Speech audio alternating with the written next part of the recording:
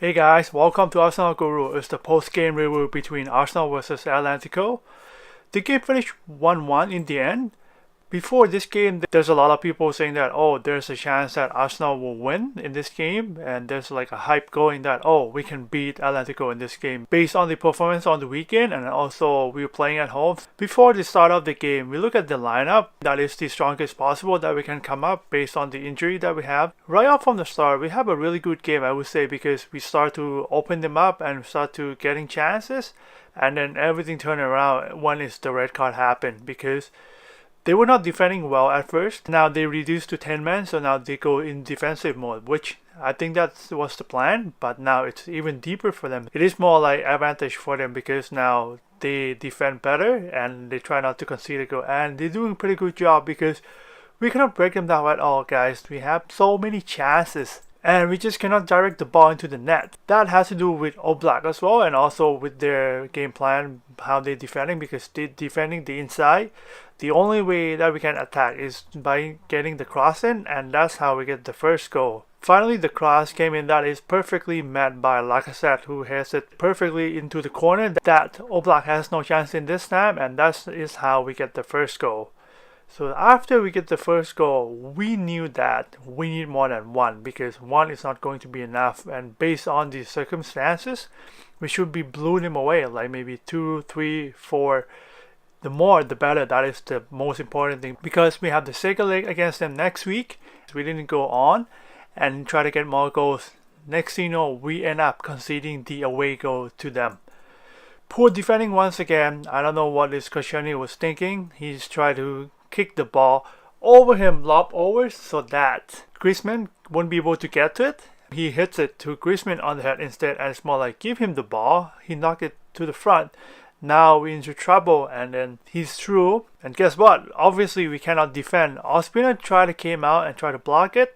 He did block it, kind of like a save there, but it bounced back to him once again. Give him even better chance to score goal. It's more like empty net, and Mustafi tripped.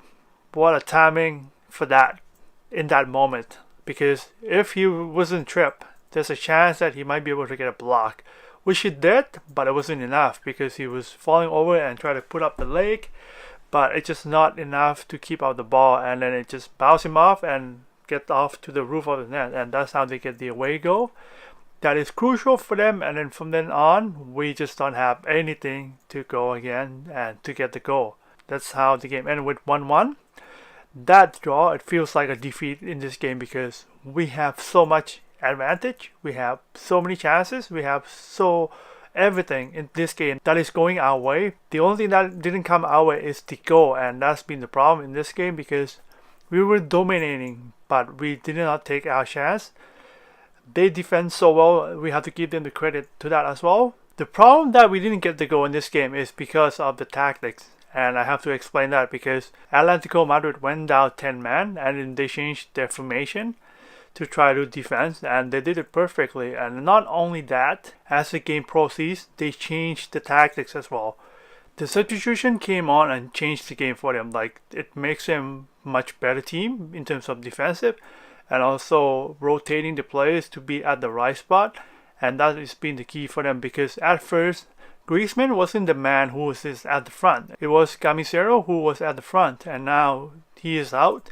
Move Griezmann to the front. That gave them the pace to try to go along, and then it did pay off for them. After they conceding the goal, they know the problem is on the left hand side, so they bring in a defender on the right hand side, and then that solved the problem that they have on the right hand side because we were attacking pretty much on the left hand side, and from then on we just couldn't do anything, and then that's go back to us as well.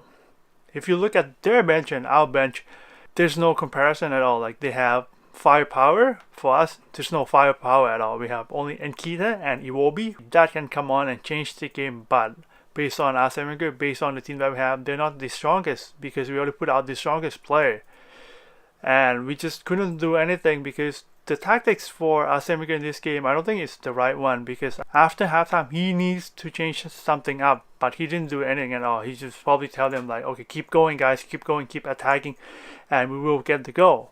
And we did, but it's just not enough, and that's why it was so frustrating to watch. We just didn't do anything differently with 11 men against 10. It's just the same thing like 11 against 11. But because they have one man down, we just cannot expose that to our advantage. And aside from that, another thing that I want to talk about in this game is the referee. Like, what the hell is going on with the referee here? I would say that he has a really poor game. At first, okay, those 2 yellow cards, he is spot on because, okay, at first he was late. And then the second one, he was stepping on, like I said. I know it sounds kind of harsh. But for me, it is 2 yellow cards there. And he should be getting the red card as he did in the game. And from there on, I think he's really poor. Now we're going to go into the second leg. Next Thursday is going to be even tougher because they're going to have 11 players, not 10 anymore. And it's going to be 11 against 11. And you can see that with the way they have 10 men. Before the end of the first half, they create few chances that they could have scored themselves. One of them is Griezmann. If he hit it not directly at Ospina, if he put it into a corner, that could be the goal that they can get. Right, so we can see that they have the quality going forward, and with the quality that we have at the back, it is going to be a nightmare for sure. I don't know if Arsene Wenger still have anything left in his tank. Probably that is going to be the most important game of the remaining of whatever happened in the season, because if he's not gonna make it, that is it for this season. Alright guys, let me know what you guys think in the comments below. What is frustrating you the most from this game? And also don't forget to give a thumbs up and consider subscribing to my channel. And I'll see you in the next game.